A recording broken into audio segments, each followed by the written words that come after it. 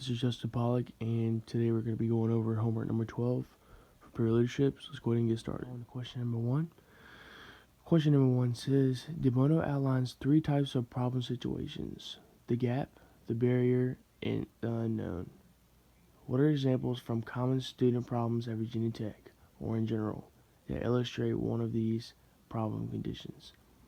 I think some of the main ones at Virginia Tech will probably be barrier, since there are a lot of distractions at the school itself, and I think a lot of students would rather go out and party or go on hikes or simply hang out with their friends in their room rather than do work, because who wants to do work anyways, being that there's so much going on.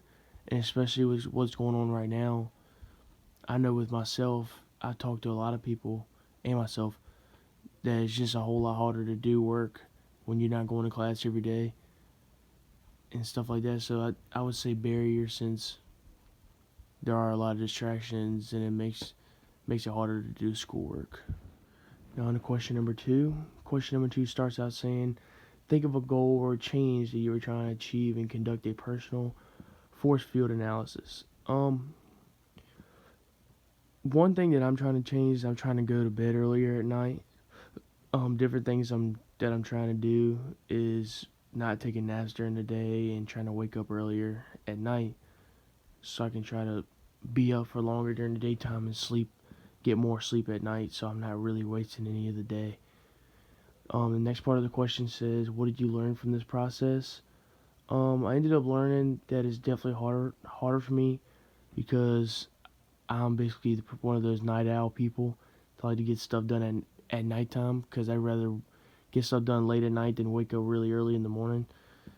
So that's one. And I also learned that I'm not a morning person, that even if I do get almost 10 hours of sleep or 9 hours, whatever it is, then it's still definitely way harder to wake up in the morning on time than just wake up on your own, if that makes sense. Next part of the question, what does the ideal goal or change look like? For me, it would look like waking up at 8 a.m. every day and then going to bed at 10:30, so I would get around 9 hours of sleep. That would be the goal for me. What are the driving forces for this?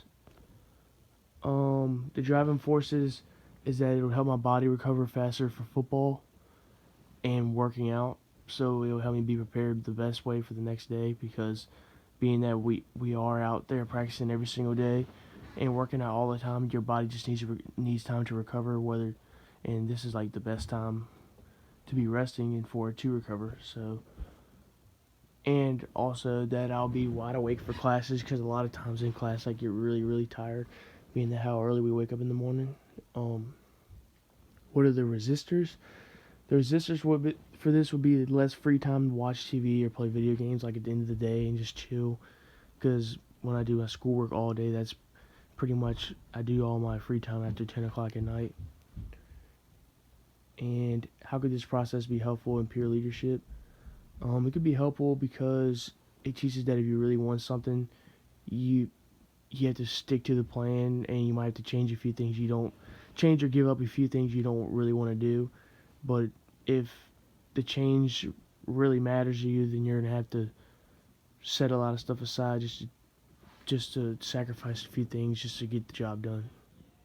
Now on to question number 3. Question number 3 says, think of a SMART goal you can create for your peer organization. Describe how this goal could be specific, measurable, achievable, relevant, and timely. One thing that my peer organization came up with is trying to get our schoolwork done in a timely manner, because me and my friends always go every single night at school, and we always do our work together, and it ends up taking way longer than it should be, because we end up getting sidetracked or just talking about something, looking at the phone. We just sat down and did our work, and one distracted, we ended up finishing on time. The goal is specific because it was explained well and talked to over as a group, so everybody in the group does know what is expected if we were going to make this change. It is measurable because we all know the overall outcome, that we would get our work done in a timely manner and being able to go to bed at a decent time. This goal is achievable because it's very possible to do, and if we make few changes to our time management, it can be done very easily. It is relevant because we do the same thing every day, so we are pretty familiar with the situation and we're pretty used to the time schedule, so we all know exactly what goes on. So it should be that we all should be on the same page with this situation. And lastly, it is timely because we know exactly when the task should be done by about how long it should take to get it done once we do fix the time management and try to get rid of the distractions in the long run. Question number 4 says, reflect on the presentation about the KAI theory. How could understanding your problem-solving style affect your ability to be an effective peer leader? It would affect me because it would change how I approach situations and who I surround myself with in situations to learn tactics to solve these issues. So basically, if I do have a problem, I'm going to surround myself around people that have had experience with the issue that I'm having, so they can help me the best way and give me the best options. Because being that I am more of an adaptive person, I will do anything that it takes, even if it's a hard pill to swallow, to get the job done. I also feel that this will help me a lot because since I am adaptive, that the people that I'm leading will trust me more, since I'm open to so many other suggestions and better options. Even though that I am the one leading the situation, I feel like they'll trust me a whole lot more since I am open. Question number 5 says, what is your ideal setting to generate ideas? An ideal setting for me is basically in a room by myself. That's what I would say to start off with, because I'm easily very distracted if I have a phone with me, or even if I can just look at a bug on the wall and just get very distracted, especially if I'm doing something I'm not really too hot about.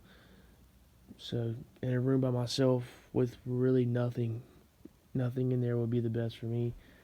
It says, do you like to be alone or with people?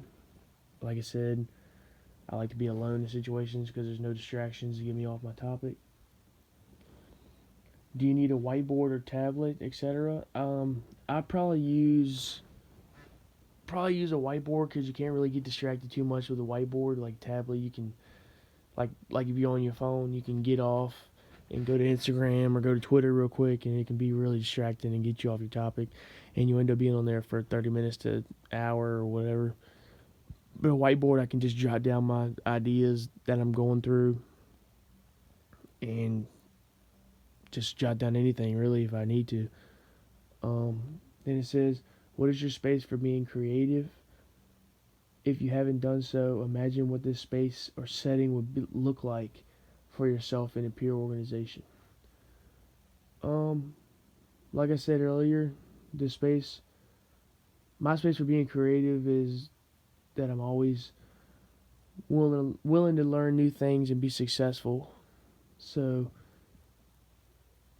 like I said earlier, being in a blank room with white walls and just literally probably a desk in the middle of the room, it would help me tremendously because there's literally zero distractions to get me off